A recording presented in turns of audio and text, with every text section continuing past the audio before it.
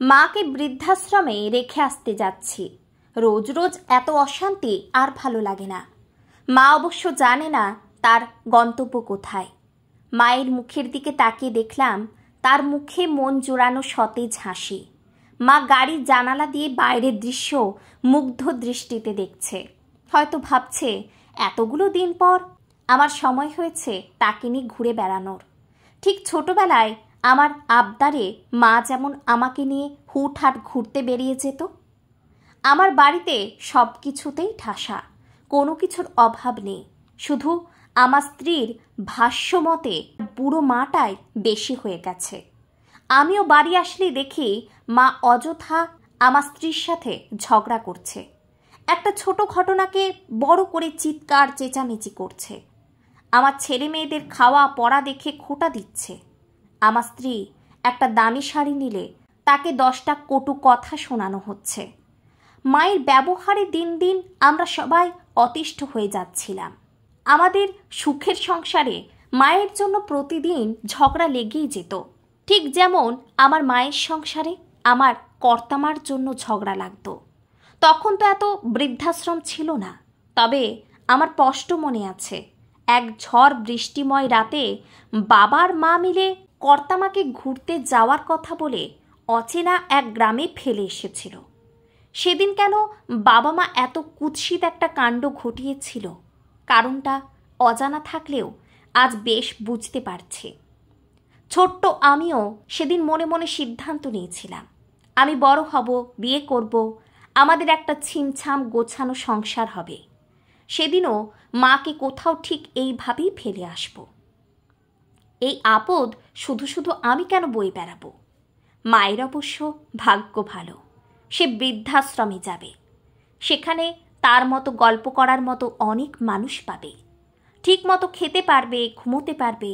সাথে আমার 10 বছরের ছেলেও যাচ্ছে। স্ত্রী অবশ্য বলেছিল ছেলেকে নেওয়ার দরকার নেই, তবে আমার ছেলেটা আবার আমার মায়ের খুব ন্যাওটা। সে জেদ ধরল সাথে যাবেই। আমিও আর বাধা দিলাম না। এই তো শেষ, ইচ্ছে করলেও আর কোনোদিন তার ঠাম্মিকে দেখতে পাবে না। সাথে ছেলেকে নিয়ে গেলাম।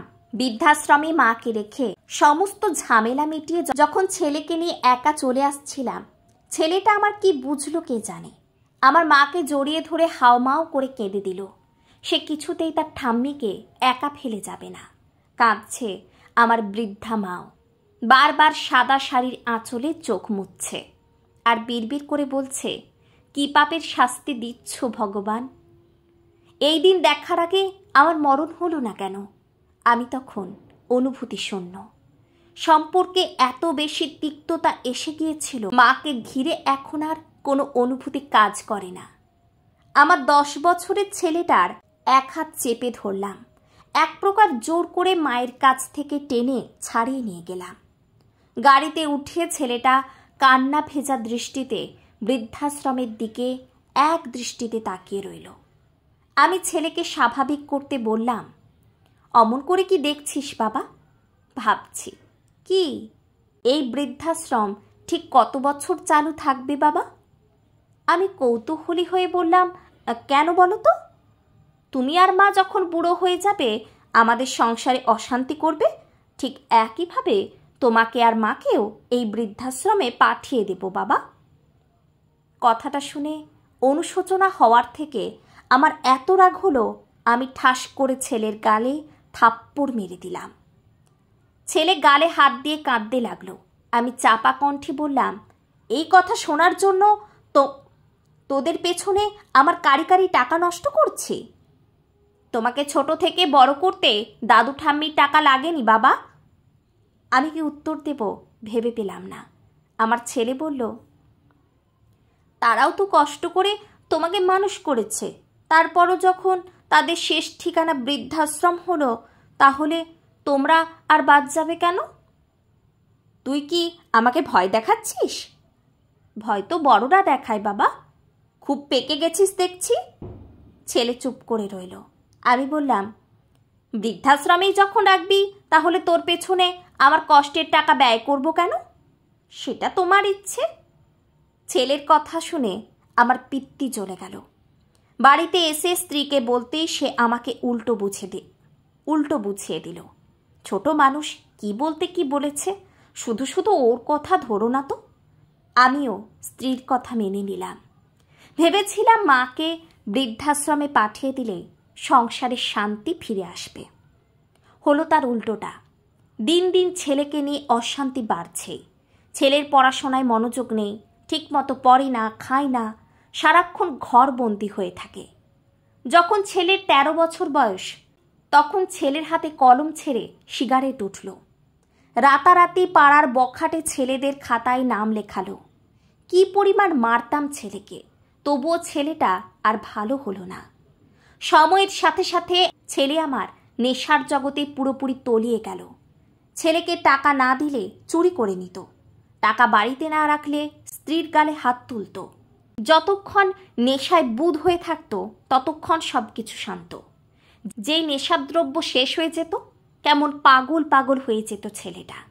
সারা বাড়ি ভাঙচুর করত, চিৎকার চেঁচামেচি করত। টাকা না দিলে আমাকেও তেড়ে মারতে আসতো।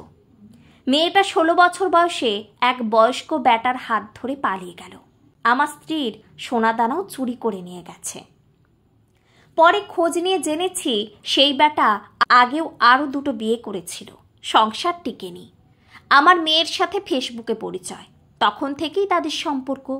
ছেলের ভবিষ্যৎ অন্ধকার, মেয়ের জীবনটাও নষ্ট। মাঝখান থেকে আমার চাকরিটাও চলে গেল। আমরা স্বামী স্ত্রী দুজনেই শৌখিন মানুষ, সেভাবে সঞ্চয় করা হয়নি। তোলা টাকাও ফুরিয়ে এলো। সোনার সংসার সময়ের সাথে অভিশাপে পরিণত হলো।